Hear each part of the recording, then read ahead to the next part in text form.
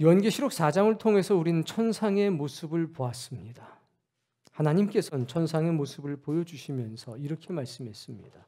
이루어질 일, 곧 될 일을 너에게 보여주겠다. 그래서 부르셨습니다. 열린 문을 통해서. 그때 성령의 감동이 있었습니다.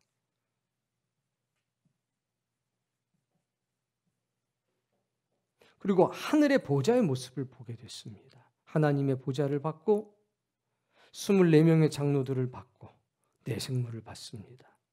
보좌 앞에 7 등불이 켜져 있는 것을 보았습니다. 그리고 보좌 앞에 수정과 같은 유리 바다가 있는 것을 봤습니다. 5장은 이어지는 모습입니다. 여전히 천상의 보좌를 보는데 특별한 것이 등장하기 시작하고 드디어 되어질 일의 첫 번째 시작이 이제 5장에 나타납니다. 그러니까 5장은 4장의 연장선상이면서 굉장히 중요한 겁니다. 오늘 여러분이 기억해야 될 것은 이 말씀을 읽는 자가 복이 있다. 듣는 자가 복이 있다. 지키는 자가 복이 있다. 아, 나도 성령의 감동을 받아야지. 감동받는 사람 되셔야 합니다. 무언가를 자꾸 외우려고 한다든지 이해하려고 한다든지 하시면 안 됩니다. 감동받으면 믿어지게 되고 믿어지면 이해가 되고 이해가 되면 영의 신비에 새겨지는 그런 과정이 있으니 오늘 감동받는 시간 되기를 바랍니다. 그렇게 해서 봤더니 어떤 일이 있냐. 먼저는 요한이가 봅니다. 뭘 보냐? 두루마리 책을 보는데, 두루마기를 보는데 이 두루마리를 7인으로 봉해놨다고 했습니다. 그러더니 힘센 천사가 등장합니다. 이 힘센 천사는 요한계시록에 3번 등장합니다. 11장에 18장에 등장할 때마다 정말 놀라운 일이 선포가 되고 역사가 됩니다. 힘센 천사가 온 세상을 향해서 크게 외칩니다. 그랬더니 24장로 중에 하나가 그 말을 받아가지고 선언을 합니다. 그리고 다시 요한이 봅니다. 이번에는 뭘 보냐면 어린 양을 보게 됩니다.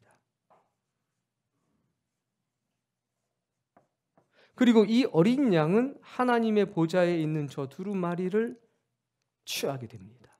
이때부터 놀라운 일이 나타나는데 뭐냐? 내생물과 24장로가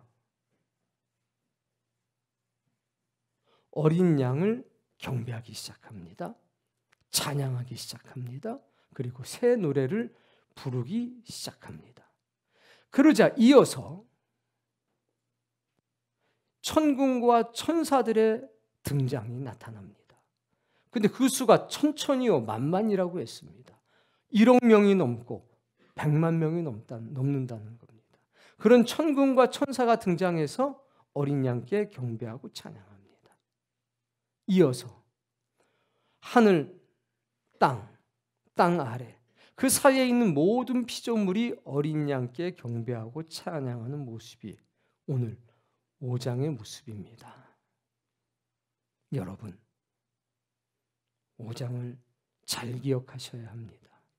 그리고 여기에 어린 양과 7인으로 봉함했던 두루마리가 등장한다는 사실을 기억하셔야 합니다. 이것이 4장의 모습이었습니다. 하나님의 보좌가 있었습니다. 하나님의 거룩한 형상 나타났습니다. 홍보석, 독보석, 그리고 무지개, 내생물, 7 등불, 그리고 24장로, 수정과 같은 유리바다. 그런데 5장에는 처음 봤던 것과 추가된 더해진 모습들이 나타납니다.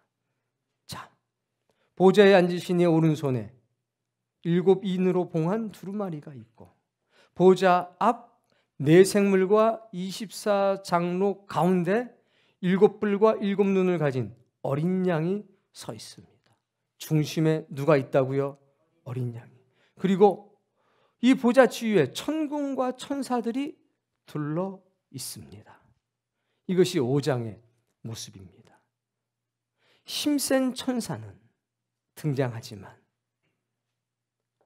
어디에 있는지 그 위치가 나오질 않습니다. 그래서 오늘 5장의 주인공은 어린 양과 7 인으로 임봉한 두루마리입니다. 예수 그리스도를 어린 양으로 표현했는데 뿔이 7이요, 눈이 7이라고 했습니다. 그럼 예수님은 어린 양인가요? 아닙니다. 어린 양이 가지고 계시는 품성과 그분의 사명을 이렇게 상징적으로 기록한 겁니다. 그리고 두루마리는 이렇게 되어 있습니다. 그래서 왼쪽에서 오른쪽으로 쫙 피게 됩니다. 7 인으로 봉해져 있고 참 귀하죠. 이것이 오늘 가장 핵심적인 내용이니까 이 장면을 잘 기억하셔야 합니다. 자, 본문 읽겠습니다. 내가 보매 보좌에 앉으신 이의 오른손에 두루마리가 있으니 안팎으로 썼고 7 인으로 봉하였더라. 자, 보통은 파피루스로, 때때로는 양피에 적게 됩니다. 그러나 이때는 책이 없었고 전부 다 두루마리 형태였습니다. 자, 내가 보니까 보좌에 앉으신 이의 오른손에 두루마기가 있는 걸 봤습니다. 여러분, 왜 처음부터 다 보이지 않았을까요? 신령한 역사는 말입니다. 단계적으로 보입니다. 처음부터 끝까지 다 보이는 게 아니라 희한하게도 말씀하시면 하나씩 더 추가로 보입니다. 여러분이 말씀 들을 때도 똑같습니다. 말씀을 봤는데 듣다 보면 어이구, 이런 말씀이 여기 있었어? 이런 말씀이 여기 있었어? 똑같습니다. 하나님께서 깨닫게 하시고 하나님께서 보게 하실 때마다 하나씩 더 보이는 겁니다. 요한도 마찬가지입니다. 이제 천상의 모습, 하나님의 보좌의 모습을 봤는데 경배하는 모습을 보다 보니까, 그 음성을 듣다 보니까 하고 하나가 더 보였습니다. 뭐가 보였냐? 오른손에 두루마리가 있는 것이 딱 보였습니다. 그런데 특징이 있습니다. 2가지 특징. 첫 번째는 안팎으로 썼다. 두 번째는 7 인으로 봉하였다. 자, 이 안팎으로 썼다는 것은 흔히 있는 일은 아닙니다. 언제 안팎으로 썼냐? 특별한 일이 있을 때만 안팎으로 썼는데 양이 너무 많으면 안팎으로 썼습니다. 파피루스는 갈대를 쳐가지고 만든 건데 이것은 가로줄하고 세로줄이 있습니다. 당연히 글씨를 쓰려면 가로줄에 쓰는 것이 편합니다. 그래서 보통 가로줄이 앞면으로 되어 있고 세로줄은 뒷면으로 되어 있습니다. 정말 특별한 경우가 아니면 앞뒷면으로 쓰지 않았습니다. 그러나 양이 많을 땐 안과 밖으로 적을 때도 있었습니다. 일상적인 것은 아니다. 그러니까 안팎으로 썼다는 얘기는 뭐냐? 양이 무지무지 많은가 보다. 그래서 그 안과 바깥으로 썼나 보다. 이렇게 할 수가 있는 거고, 2번째, 7 인으로 봉했다고 합니다. 두루마리기 때문에 돌돌돌 말아서 그냥 두면 어떻게 되느냐? 다시 툭 치면 풀릴 수가 있습니다. 그래서 실로 둘러가지고 끝을 묶습니다. 그 다음에 거기에 촛농이나 혹은 납을 떨군 다음에 도장을 꽉 짓습니다. 보통은 그렇게 한 번 정도 하는 것이 상례인데 여기는 몇 번 했냐면 7 인으로. 여긴 2가지가 있습니다. 요한계시록을 두루마리에 다 적으려고 치면 4.5m 정도의 두루마리에 기록을 해야 됩니다. 그리고 보통은 이게 20m에 한 20cm에서 25cm 정도의 폭을 갖습니다. 보통. 그러니까 한자 정도 되는 거죠. 한자 정도 사이즈로 했을 때 4.5m 정도. 마태복음 같은 경우는 9.5m 정도. 어마어마한 양입니다. 이거를 실로 한번 딱 묶어 놓는다면 어떻게 될까? 생각을 해보면 쉽게 끊어질 수도 있고 풀러질 수도 있을 겁니다. 그래서 7인으로 봉해했다는 것은 7줄의 실로 튼튼하게 묶었다는 겁니다. 크다는 거죠. 양이 많다는 겁니다. 두 번째는 7인으로 봉하는 경우는 딱 한 가지 예가 있습니다. 뭐냐면 유언입니다. 보통 왕이나 귀족들, 고귀한 신분의 유언은 7인으로 봉하였습니다. 7명의 증인이 거기다가 도장을 찍은 겁니다. 그래서 그 7명이 다 함께 있을 때 그 유언을 개봉해야 효력이 있습니다. 7인으로 봉하였다는 것은 어쩌면 하나님의 마지막 말씀이다 라는 의미도 담겨져 있는 것입니다. 그리고 이것이 개봉이 될 때는 7명의 증인이 있는 자리에서 개봉이 돼야 된다라는 의미도 어쩌면 담겨 있을 수 있습니다. 요한이 본 것은 7인으로 봉해진 그리고 안팎으로 쓰여진 두루마리를 본 겁니다. 거기에는 하나님의 되어질 역사가 기록되어 있는데 그 양은 굉장히 많고 이 말씀은 하나님의 마지막 말씀이다. 그리고 7명의 증인이 도장을 찍었다. 이렇게 이해할 수가 있을 겁니다. 2절 말씀.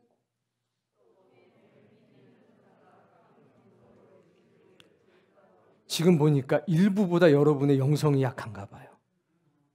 일부에는 막 이게 쩌렁쩌렁거렸어요. 근데 여러분은 매갈머리가 하나도 없는 게 잠을 많이 자고 와서 그런지 다시 한번 읽어보세요. 또 누가 등장하냐면 힘이 있는 천사가 등장합니다. 힘이 있는 천사가 등장할 때마다 놀라운 역사가 나타납니다.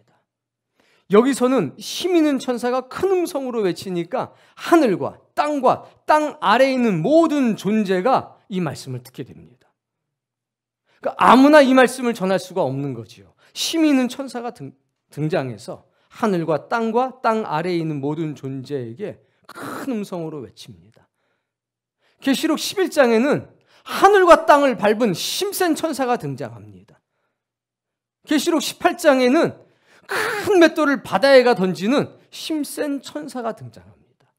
이렇게 힘센 천사는 계시록에 3번 등장합니다. 그때마다 천지가 개벽할 만한 일들이 나타납니다. 큰 음성으로 외치기를 누가 그 두루마리를 펼 것인가? 그 인을 떼기에 합당하냐? 있다면 나와봐라. 하늘과 땅 아래에 전한 겁니다. 그랬더니 아무도 나오질 않았습니다. 3절. 하늘 위, 땅 아래 능히 그 두루마리를 펴거나 보거나 할 자가 없었다는 겁니다. 난 자격이 없습니다. 아무도 나서질 않았습니다. 그때 요한은 슬피 웁니다. 4절. 보거나 하기에 합당한 자가 보이지 아니하기로 내가 크게 울었더니. 요한은 왜 우는 겁니까? 슬퍼서 우는 겁니다. 그냥 우는 게 아니라 통곡을 하는 겁니다. 오늘 여러분 사도 요한처럼 통곡할 줄 알아야 합니다. 왜 울어?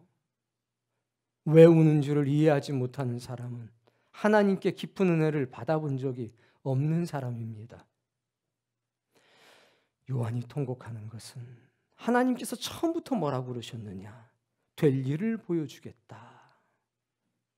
그런데 하나님의 될 일을 보여주겠다고 해서 두루마리를 봤는데 7인으로 봉함됐습니다. 이제 이것을 펴서 요한에게 보여줘야 하나님께서 장래에 어떤 일들을 이루시는지, 구원의 역사와 심판의 역사가 어떻게 되는지 알 수가 있는데, 이것을 하늘과 땅 아래 아무도 펼 자가 없다고 하니 이것을 보거나 들을 길이 요한은 막힌 겁니다. 그래서 통곡한 겁니다.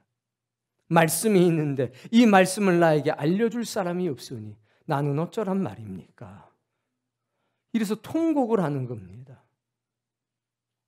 사랑하는 성도님, 은혜와 진리에 굶주려서 통곡하는 사람이 있어야 합니다. 이 통곡이 없는 사람은 아무리 하나님께서 귀한 것을 주셔도 귀한 줄 모르고 듣습니다. 이 생명의 말씀이 나에게 어떻게 오는지 모르니까 그냥 멍하니 앉아있는 겁니다. 사도 요한은 크게 울었습니다. 이것이 얼마나 소중한지 알았기 때문입니다. 이것이 나의 생명뿐만 아니라 장차 하나님의 종들에게 내가 이것을 전해야 될 사명을 가지고 이 천성으로 성령의 감동을 받아서 끌려 올라왔는데 이것을 볼 수가 없다니 나는 어찌하란 말인가? 우리는 어떻게 될 것인가? 그래서 운 겁니다. 이 울음이 오늘 여러분에게도 있기를 원합니다. 크게 통곡을 했습니다. 시간이 얼마나 지났는지 알 길이 없습니다. 그랬더니 24장로 중에 하나가 대신 위로해 줍니다. 울지 말라. 유다 지파의 사자 다윗의 뿌리가 이기었으니 그 두루마리와 그 인을 떼실 거다. 예수님의 모습이 등장합니다. 그런데 두 가지 모습으로 나옵니다. 첫 번째는 유다 지파의 사자, 두 번째는 다윗의 뿌리. 이분이 이기셨다는 겁니다. 창세기 49장에는 유다 지파를 설명할 때 이런 말이 나옵니다. 유다야, 너는 사자 새끼라. 여기 유다 지파의 사자는 엥겔로스 천사가 아닙니다. 이때의 사자는 라이온입니다. 창세기 49장. 유다는 사자 새끼라. 그 움킨 것을 누가 뺏을 수 있겠는가? 다윗의 뿌리. 요한계시록 22장 16절 이하에는 이렇게 말씀했습니다. 나는 다윗의 뿌리요 자손이니 광명한 새벽별이니라. 이것은 예수 그리스도의 모습입니다. 예수 그리스도의 모습인데 24명의 장로 중에 한 분은 이렇게 말하는 겁니다. 이분은 사자다. 사자인데 어떤 사자나? 유다의 사자다. 두 번째, 이분은 다윗의 뿌리다. 똑같은 예수님을 보는데 24장로 중에 하나가 보는 예수님의 모습은 사자의 모습이고 다윗의 뿌리의 모습이라는 겁니다. 조금 뒤에 사도 요한이 보는 예수님의 모습은 어린 양의 모습으로 봅니다. 사명입니다. 영적인 역할에 따라서 그 모습이 달리 표현되는 겁니다. 그런데 이분에 가리켜 말할 때 뭐라고 그러냐? 이겼다. 사자요. 다윗의 뿌리인 예수 그리스도는 이긴 자다. 이겼기 때문에 그 두루마리와 그 7인을 떼실 것이다. 왜 하늘과 땅 아래에 이것을 떼거나 보거나 할 사람이 없느냐? 이기지 못했기 때문입니다. 무언지 모르지만 이분은 이기셨습니다. 이기셨기 때문에 이 임봉함을 뗄 자격, 이 두루마리를 펴서 읽을 자격을 얻으셨다는 겁니다. 보통 일이 아니죠. 자, 어떻게 된 거냐? 6절 말씀. 내가 또 보니, 드디어 봅니다. 이 말씀을 듣고서 보니까 내생물 장로들 사이에 한 어린 양이 있었다. 이전에는 이것을 못 본 거죠. 봤으면 기록했을 텐데 못 봤습니다. 24장로 중에 하나가 유다 지파의 사자가 이겼다. 다윗의 뿌리가 이겼다. 그가 임봉함을 떼실 거다. 이 말씀을 듣고 나니까 어린 양이 보인 겁니다. 어린 양의 위치를 잘 보십시오. 내생물과 장로들 사이에 서 있습니다. 하나님의 보좌 앞에 서 있습니다. 중심에 있다는 겁니다. 일찍 죽임을 당한 것 같더라. 그런데 그에게는 뭐가 있느냐? 7 뿔이 있고 7 눈이 있었습니다. 눈에 대해서는 설명이 있습니다. 이 눈들은 온 땅에 보내심을 받은 하나님의 7 영이다.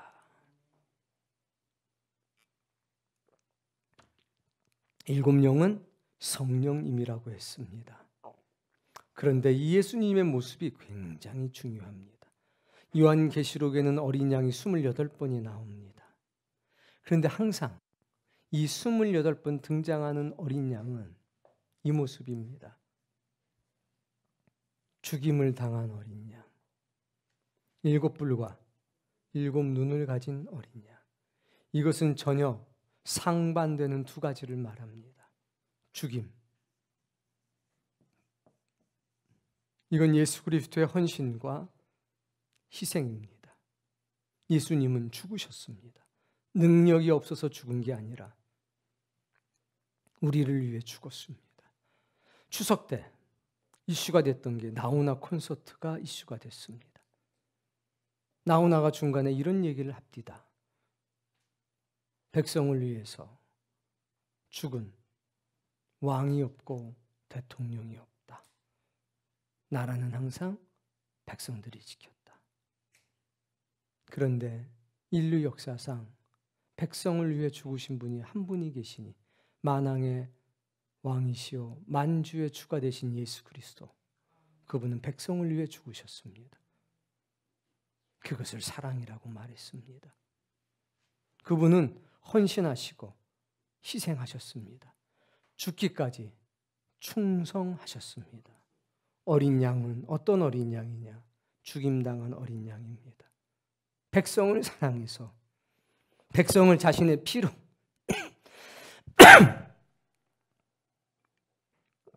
구원하신 어린 양입니다. 그런데 그에게는 또 다른 흔적과 상징이 있습니다. 첫 번째는 7 뿔. 뿔은 전능을 상징합니다. 특별히 7 뿔은 완전한 전능, 완전한 능력을 말합니다.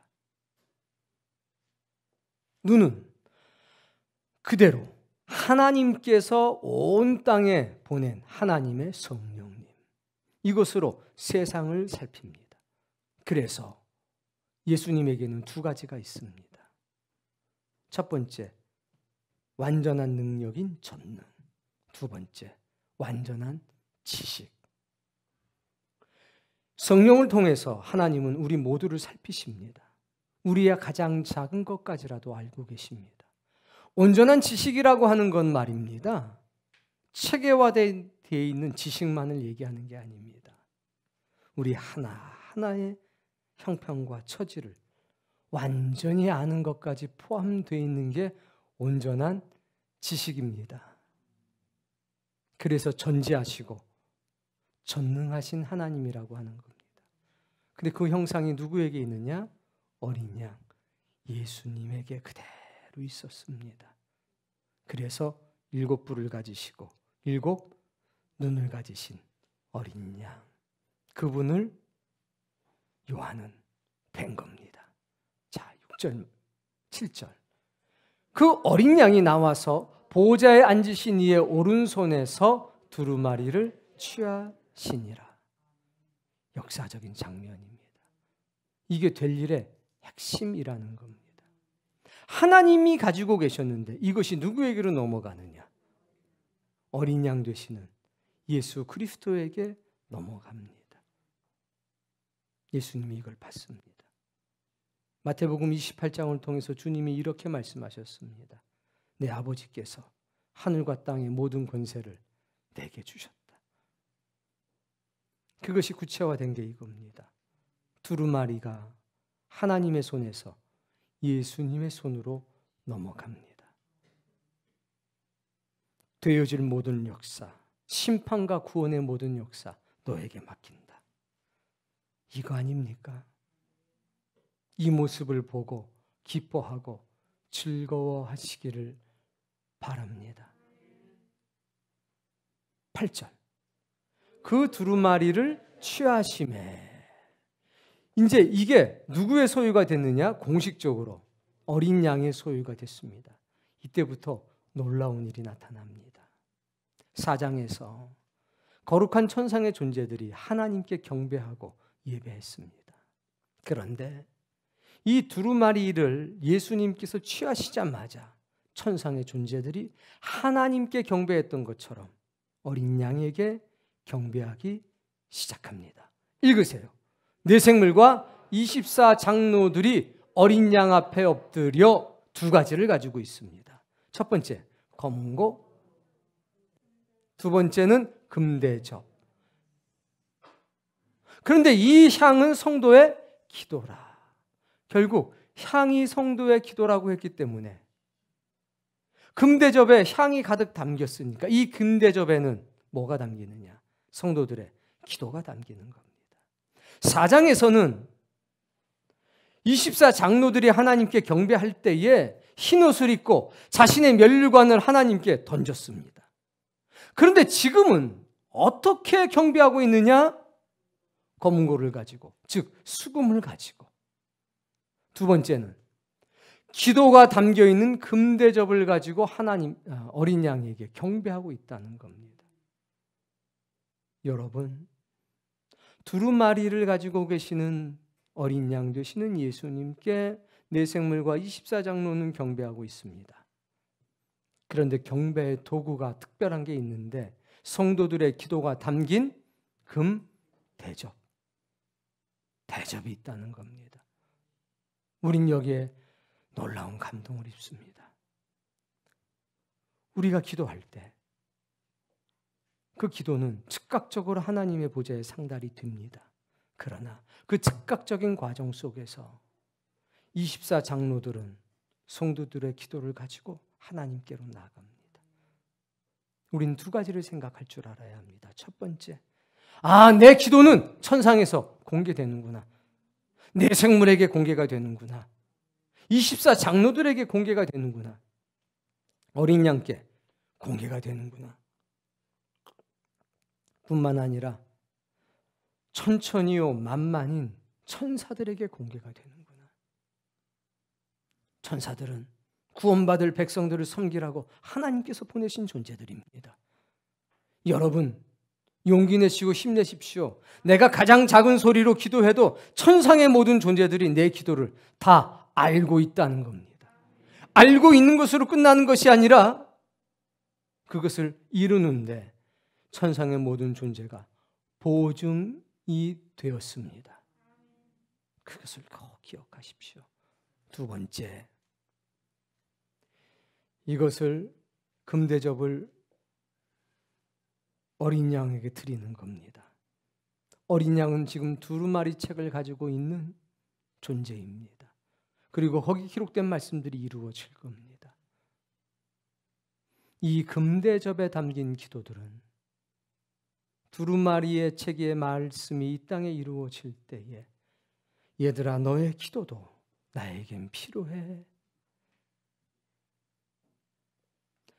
기록된 말씀들이 우리에게 지금 들려지고 있습니다. 이것은 인봉된 말씀들이 아니라 이제는 보여진 말씀들이 되었습니다. 그래서 복의 말씀들이죠. 이 말씀을 듣고 하나님 이런 역사가 있다고 합니다. 저런 역사가 있다고 합니다. 그 말씀이 속히 이루어지기를 바랍니다. 하나님 이 역사가 이루어질 때 제가 도구가 되기를 바랍니다. 백마탄자가 나오고 흰옷을 입은 무리가 그들을 따라서 싸우고 있는데 주여 나도 저 무리 중에 하나가 되게 하옵소서. 큰 성 바벨론이 멸망당할 때에 짐승들이 나타나서 미혹할 때에 저는 끝까지 주님의 이름을 지키는 자가 되게 하옵소서. 이렇게 들려준 말씀들을 가지고 기도를 한다면 그 성도들의 기도는 금대접에 담길 것이고 하나님의 말씀이 이 땅에 이루어질 때에 거룩하게 쓰임받을 겁니다. 그런데 안타깝게도 많은 사람들의 기도는 자신의 먹고 사는 민생고를 해결하는 데 집중되어 있습니다. 99%의 기도가 아이고 나 좀 도와주세요 하나님. 나 좀 불쌍히 여겨주세요 하나님. 그런 기도도 필요할 텐데 먼저 그의 나라와 의를 구한다면 나머지는 더해 줄 거다. 그 주님의 말씀을 기억하셔야 합니다. 우리의 기도의 99%가 요한계시록 4장, 요한계시록 5장 그리고 이 뒤에 나오는 말씀에 기반한 기도가 돼야 합니다. 그러면 그 나머지 모든 것은 더해 주실 것이요. 우리의 기도가 부끄럽지 않겠지요. 이렇게 천상의 존재들에게 모든 기도가 다 공개가 되는데 야, 이방인들이 구하는 것하고 절에 가서 기도하는 것하고 너희들의 기도가 똑같으면 어찌미냐? 그러신다면 아유 하나님 뭐 도와줄 게 없는데요. 매일 먹을 거 입을 거 마실 것만 구하고 있는데요. 이건 저기 이방인들도 똑같이 구하는 것 아닙니까? 하나님의 나라를 구하고 하나님의 뜻을 구해야 되는데 그런 기도가 없는데 이거 어떻게 해야 됩니까? 도와주고 싶어도 도와줄 수가 없다는 겁니다. 여러분, 기도라고 어떻게 다 똑같은 기도겠습니까? 기도는 두 가지가 중요합니다. 첫 번째는 기도의 질, 즉 올바른 기도. 기도의 본질은 뭐냐면 하나님의 뜻을 구하는 겁니다. 내가 하나님의 뜻에 맞게 살아가고 있는지를 확인하는 게 기도입니다. 두 번째, 기도에는 양이 중요합니다. 여러분 아무리 좋은 음식도 조금 먹으면 배가 부르나요? 안 불러요. 기도는 질이 중요하고 두 번째는 양도 중요합니다. 여러분 기도하셔야 합니다. 기도의 양이 절대적으로 부족하면 그 사람은 이 영적 싸움의 승리자가 될 수가 없습니다. 올바른 기도를 하지 못하면 이렇게 이 금대접에 담겨서 생명을 이루는 능력을 이루는 기도가 되지 못하니 그것 또한 무익할 겁니다. 오늘 여러분 기억하십시오. 우리의 기도는 24장로들의 금대접에 담겨서 항상 천상으로 올라갈 것이라는 것을, 그리고 천군과 천사들이 우리가 아무리 작게 기도해도 그 기도에 보증이 되셔서 능력 가운데 다 이루어 주실 거라는 것을 꼭 기억하시기 바랍니다. 여러분의 기도가 살아나기를, 능력 있는 기도가 되기를 바랍니다. 9절 말씀, 그들이 뭘 불러요? 새 노래를 불러요. 아이고, 새 노래. 그들이 누굽니까? 내생물과 24 장로들입니다. 여러분 14만 4천, 요한계시록 14장에 나오는 구원받은 백성들도 새 노래를 부른다는데 새 노래를 부르시는 원조가 누구냐? 내생물 그리고 24장로가 먼저 부르네요. 새 노래의 내용이 뭔지를 보도록 하십시오. 이 땅에서 속량함을 받은 14만 4천인 외에는 능히 이 노래를 배울 자가 없다고 했습니다. 배워야 부르지. 근데 이분들이 새 노래를 부르는데 이렇게 부릅니다. 읽으세요. 두루마기를 가지시고 그 임봉함을 떼시기에 합당하시도다. 누가? 어린 양이, 일찍 죽임을 당한 어린 양이, 7뿔과 7눈을 가지신 그 어린 양이 무엇을 이기셨냐? 죽음을 이기셨다는 겁니다. 사망을 이기셨다는 겁니다. 자기 자신을 극복하셨다는 겁니다. 그런 존재는 오직 하나, 예수 그리스도밖에는 없다는 겁니다. 예수 그리스도가 두루마리를 가지셨을 뿐만 아니라 임봉함을 떼시기에 합당하다. 그는 유다 지파의 사자고, 그러니까 유다 지파를 지키는 사명자라는 얘기입니다. 다윗의 뿌리고 동시에 일찍 죽임을 당하셨고 죽기까지 순종하시고 헌신하시고 희생하신 분이시고 자기 백성들을 자신의 피로 사서 하나님께 드리신 분이시고 절대적인 권능을 가지신 분이고 절대적인 지식을 가지신 분이시다. 그에게는 항상 성령님이 역사하신다. 일찍이 죽임을 당하사 각 족속, 방언, 백성, 나라 가운데서 사람들을 피로 사서 하나님께 드리신 분, 이게 이긴 자라는 거죠. 이게 이기신 분입니다. 이긴 자만 이거 뛸 수 있습니다. 어린 양 되시는 예수님만이 이 인봉함을 떼십니다. 10절 말씀, 그들이 누굽니까? 예수 그리스도의 피로 산 백성들, 새 노래를 능히 배울 만한 자격이 있는 사람, 자격이 있을 뿐만 아니라 이 세상을 살아가면서 저 새 노래를 배우며 사는 사람, 그게 그들입니다. 24장로들의 금대접의 기도가 담기는 그 사람들, 그들로 읽으세요. 우리 하나님 앞에서 나라와 제사장들을 삼으셨으니 그들이 땅에서 왕노릇 하리로다. 이게 뭡니까? 새 노래입니다. 이때 새 노래는 기존에 있었던 일이 아니라는 겁니다. 새 노래는 하나님께서 베푸시는 새로운 자비에 대한 찬양이라는 것을 아셔야 합니다. 그래서 우리는 하나님 앞에서 나라가 되고 하나님 앞에서 제사장이 됩니다. 그리고 바로 이 땅에서 왕노릇하게 될 겁니다. 이 세상 나라가 주의 나라가 된다고 했습니다. 그리고 주님은 말씀하시기를 너희는 왕 같은 제사장이 될 거라고 했습니다. 베드로 사도도 똑같은 말을 했습니다. 하나님은 우리를 왕 같은 제사장으로 만드실 것이고 우리는 하나님 앞에서 나라가 될 것이라. 적은 숫자는 아닌가 봅니다. 큰 무리를 이루게 되는가 봅니다. 여러분, 우리도 이렇게 새 노래 부를 수 있게 되길 바랍니다. 우리의 기도에 이런 내용이 담겨져 있어야 합니다. 아버지, 나 월급 200만 원만 올려주세요. 필요하겠죠. 그러나 우리의 기도가 그게 다면 얼마나 불쌍합니까? 뭘 불러요? 새 노래 내용이 나오잖아요. 두루마리를 가지시고 인봉함을 떼시기에 합당하시도다. 일찍이 죽음을 당하사 각 족속 방언 백성과 나라 가운데서 사람들을 피로 사셔서 하나님께 드리셨다. 그들로 우리 하나님의 나라가 되고 제사장을 삼으셨다. 그들이 이 땅에서 왕노릇 하실 거다. 우리도 이 노래 불러야죠. 이 기도해야죠. 이런 기도가 살아있어야죠. 하나님의 말씀이 선한 지식이 되고 그것은 우리의 기도가 되고 우리의 가치가 돼야죠. 그런 사람 꼭 되시길 바랍니다. 11절, 내가 또 보고 들으매. 이렇게 새 노래를 듣고 나니까 또 다른 게 보이기 시작했고 또 다른 게 들리기 시작했다는 겁니다. 여러분도 은혜 받으면 비로소 하나님의 말씀이 보이고 들립니다. 왜 내가 이거 맨날 들었는데 이제 깨닫지? 아이고, 난 성경 봤는데 이런 게 있는 줄도 몰랐네.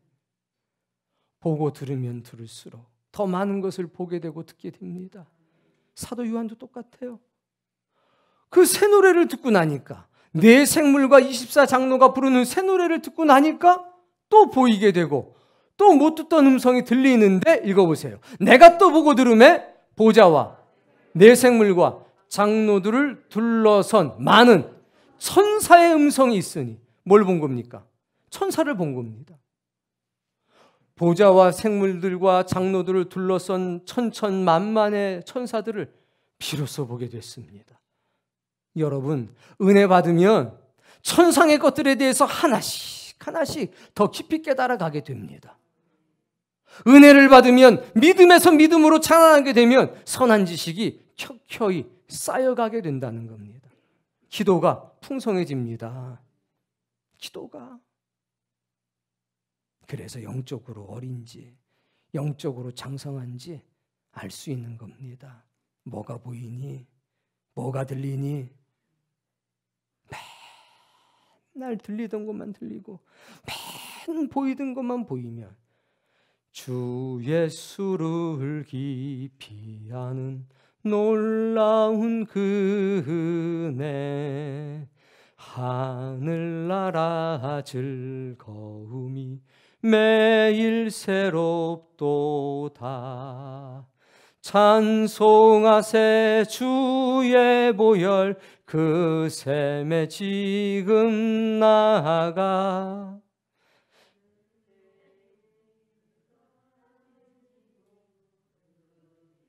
매갈머리가 없다. 일부보다 반의 반도 안 된다. 그 기쁨이 있냐는 거죠. 지식이 날마다 새롭습니다. 그 은혜가 날마다 새롭습니다. 하늘나라 즐거움이 매일 새롭습니다. 그러니까 살지. 그거 없으면 어떻게 살겠습니까? 보게 됐고 또 듣게 됐습니다. 그 많은 존재가 보이질 않았다는 겁니다. 새 노래를 듣기 전까지는. 그 수가 만만이요 천천이라. 엘리사가 이거 본 거 아닙니까? 그 종은 아람의 군대들만 봐서 스승님 죽게 됐습니다. 뭐라고 그럽니까? 야, 너는 아람의 군대들만 보이고 불병거는 안 보이니? 천군과 천사들은 보이지 않으니 어디 있습니까? 하나님께 기도했지요. 좀 보게 해달라고. 이 종놈도 좀 보게 해달라고. 그러니까 엘리사는 보고 살았던 겁니다. 그 눈이 밝아져서 보니까 불병거가 있었고 그 사이사이에 천군과 천사들이 있는데 그걸 보고 나니까 이제 두려움이 사라졌지 않습니까?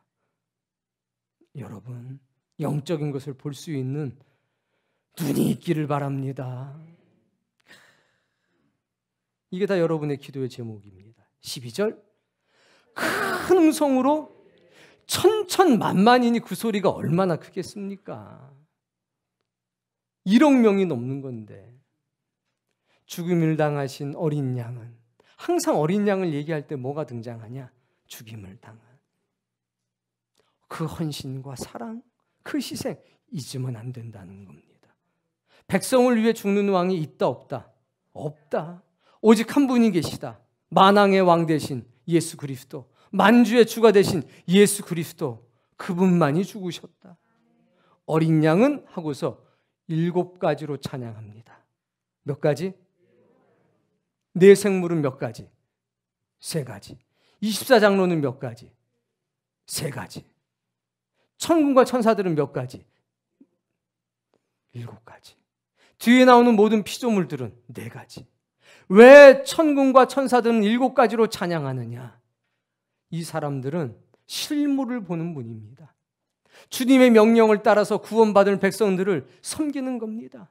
섬긴다는 말씀의 의미를 아셔야죠. 깨닫게 하는 존재입니다. 영적인 힘을 더해주는 존재입니다. 뭐냐? 예수님은 이런 분이니까, 예수님은 이런 분이니까 너 이거 알아야 돼. 이 7가지의 깨달음이 여러분의 찬양이 되고 찬송이 되어야 합니다. 지금 말씀을 들으면서 여러분의 기도 가운데 이 7가지가 몇 개나 있는지를 보십시오. 어떤 이는 하나, 어떤 이는 땡글한 거 하나, 어떤 사람은 3개, 어떤 사람은 5개. 이게 여러분이 살아계신 주님을 얼마나 경험했는지에 대한 증거가 될 겁니다. 7가지로 찬양하는데요. 첫 번째, 어린 양은 능력의 어린 양이다. 모든 능력이 그분께 있다. 2번째, 부. 3번째, 지혜. 4번째, 심. 5번째, 존귀. 6번째, 영광. 7번째, 찬송. 이 7가지가 누구에게? 주님께 있다. 이것을 받으시기에 합당하다. 이것을 가지고 계신다는 겁니다. 그리고 이 천사들의 도움으로 살아가는 이 땅의 백성들은 이 7가지로 하나님께, 어린 양께 찬양하는 겁니다. 기도하는 겁니다. 이것이 그분께 있다고 고백하고 사는 겁니다. 여러분, 이 7가지를 경험하며 사세요. 그때 여러분 온전해집니다. 온전해지고 여러분이 이 말씀이 이루어질 때에 박수치고 어린 양의 신부가 돼서 그분 품에 안길 수가 있는 겁니다. 모든 능력이 그분께 있구나. 모든 부가 그분께 있구나. 모든 지혜가 주님께 있구나. 모든 힘이 주님께 있구나. 존귀와 영광과 찬송이 다 그분께 있었구나. 주여 감사합니다. 이러니 1시간, 2시간 기도가 금세 지나가요. 금세. 막 기도만 하려면 삭신이 먼저 쑤시고 몸살이 온다. 아, 나 육의 사람이구나. 아, 나 기도할 게 없다. 뭘 기도해야 될지 모르겠다. 선한 지식이 없구나. 지식이 들어가야 그 지식으로부터 기도가 나오는 법. 오늘 여러분에겐 이 선한 지식이 믿음이 되고 여러분의 기도의 제목이 되기를 바랍니다. 13절, 또 내가 들으니 하늘과 땅 위에, 땅 아래와 바다 위와 또 그 가운데 모든 피조물들이 이르되. 이제는 뭘 봅니까? 창조된 모든 피조물들을 보게 됐고 그들의 소리를 듣게 된 겁니다. 바다에 사는 물고기들도, 산과 들에 핀 꽃과 나무들도 주님을 찬양하더라는 얘기입니다. 저와 여러분의 귀에도 눈에도 이것이 보이기를 주여 언젠가는 저도 이 은혜를 받게 해 주옵소서. 만물이 주님을 찬양하는 것을 경험하게 되면 여러분 예수 그리스도를 부정할 수가 없습니다. 여러분도 그 은혜를 꼭 받게 되기를 바랍니다. 모든 피조물들이 이르되. 힘차게 읽어보세요. 찬송과 존귀와 영광과 권능을 세세토록 돌릴지어다. 아멘. 이 피조물 중에 우리도 있어야 되지 않을까요? 찬송이 그분께, 존귀가 그분께, 영광이 그분께, 권능이 그분께 영원토록 돌려라. 이것이야말로 우리가 외쳐야 될 소리 아니겠습니까? 이것을 본 겁니다. 근데 한번 생각을 해보세요. 저 어마어마한 인원이 모여서 만물이 찬양하는 소리를 들을 때 그 소리가 얼마나 클까요? 여러분 혹시 몇 명 정도 모인 데 가보셨나요? 저는 여의도에 갔더니 100만이 모였다고 그랬습니다. 근데 그때는 실감이 잘 안 났어요. 하도 시끄러워서. 근데 상암 경기장 갔을 때 그 운동장 그리고 주변에 다 앉아서 10만이 들어왔다고 그랬습니다. 집회 때. 와, 제가 그때 느꼈어요. 그냥 거기서 찬양을 하는데 그때는 뭔 찬양을 불러도 다 감동이야. 왜? 울리는데 이게 똑같이 부르는데도 시차가 있더라고요. 워낙 넓으니까. 이렇게 들리는 게 아니라 여기가 뛰어요. 10만이 넘는 사람이 모여서 찬양을 하는데 여기가 울더라고. 여기가. 하물며 천천만만이 온 땅의 모든 피조물이 찬양하는 걸 들었을 때 사도 요한이 어떻게 됐겠냐고요. 내가 살았는지 죽었는지 알 수 있을까요? 여러분 이 은혜를 꼭 누리시기 바랍니다. 주여 나도 이것을 경험하게 해 주옵소서. 이것을 경험해야 흔들리지 않는 신앙인이 됩니다. 그랬더니 14절 내 생물이 이르되 아멘. 장로들은 경배하더라. 여러분 오늘 우리는 너무나 위대한 장면을 봤습니다. 되어질 일 첫 번째, 어린 양이 하나님의 보좌에서 7인으로 봉한 두루마리를 취하는 것. 이게 첫 번째. 이것이 개봉이 되면서 이루어질 일들이 심판의 역사가, 구원의 역사가, 애국과 애가의 역사가 이 땅에 선포되고 나타나기 시작하는 겁니다. 요한은 이걸 다 보고 나서 기록한 겁니다. 사랑하는 성도님, 이 말씀을 소홀히 여기지 마시고 이 말씀이 감동되어져 여러분의 영혼을 울리게 되기를 바랍니다. 그리고 이 말씀이 여러분의 기도가 되기를 바랍니다. 그리고 이 말씀이 여러분의 소망이 되어지길 바랍니다.